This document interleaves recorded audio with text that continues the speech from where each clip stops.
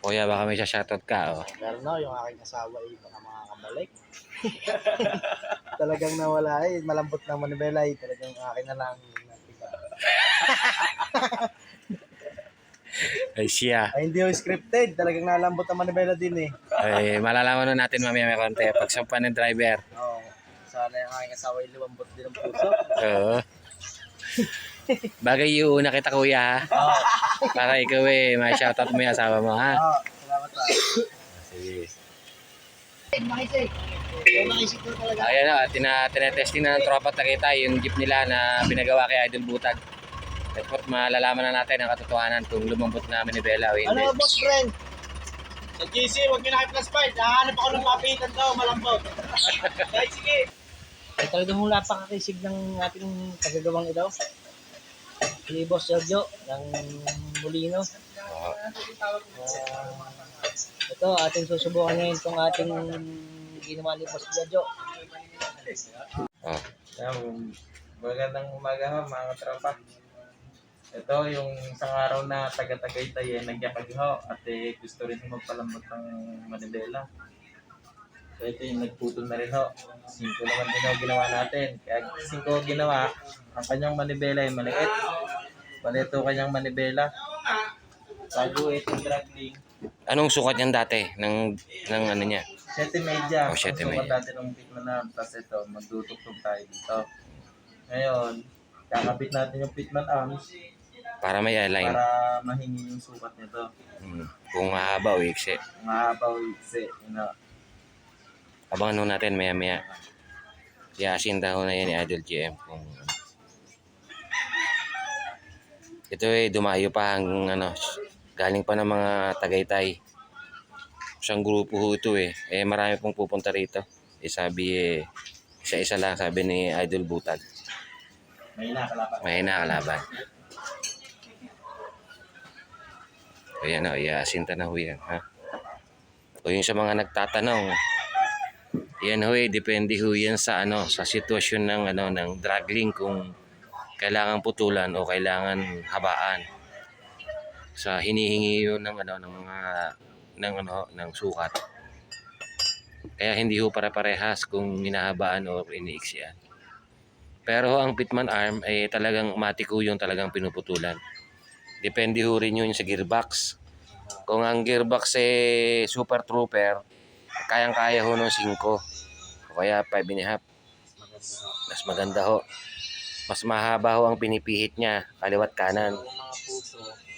Pero pag mga puso ho, kadalasan mga 6 lang po binibigay na sukat. Oo, nang kumakapos po ang birada noon, kadalasan. Kasi depende ho yan sa ikot na manibela. Oo, kung ang ikot po ng manibela ay mga 6 lang or 5 mahigit, yun po doon po nagkakaroon po ng diferensya yon. Sa pag pagtama ng ng dragling sa laki no Idol GM no, tama ba? Ayun. Ako hindi mekaniko, nakikita ko lang kaya nasasabi ko yung ginagawa nila dito. Yan o, abang-abangan ho natin, maya-maya ho konti malalaman natin kung ano mga ipagbabago nito. So yan o, iduduktong na ni Idol GM yung yung dragling. Yan ho, sa pagduduktong ho niyan, hindi para parehas kung gaano haba. Minsan pinuputulan, minsan dinuduktungan. Sa mga nagtatanong, depende ho yan sa sitwasyon. Minsan nililiko, no? Idol GM. Yung ito, hinuhubog.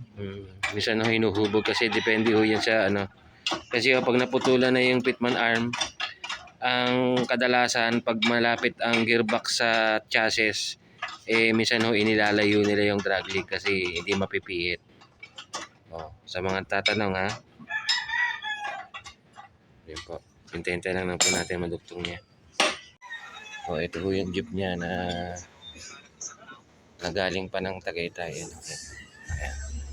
Baka makakilala niyo yan.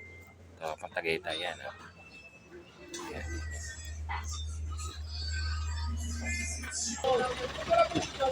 Ayan na, at malalaman natin ngayon kung ano ang naging resulta ng sa ginawa. Tigil yan. Ha? Nakatigil.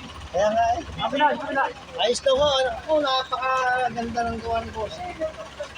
Ayan na, si Idol Butad. Bago. Ayan. Sige, atras mo muna. Sige, galaw mo. Lalo na yan. Nakamay na lang yan. Sige. Ayan, tuwan-tuwan ang tropa. At mukhang masaya. Mukhang masaya ang tropa at nalaman na kung malambot. Ang hanap daw ay papihitan. Talagang mahusay, oh.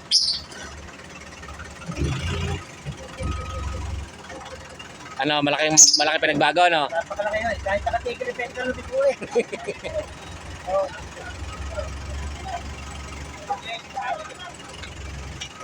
Ayan na si tropa, nasiyahan sa gawa ni Idol. Sabihin sa gulong na lahat. Ano yun yung gulong ko? Nakikita mo galaw ko. Oh, ayan o, nakatigil ho yan, nagalaw ha. Hindi ko power steering yan ha, mga katropa. Okay na.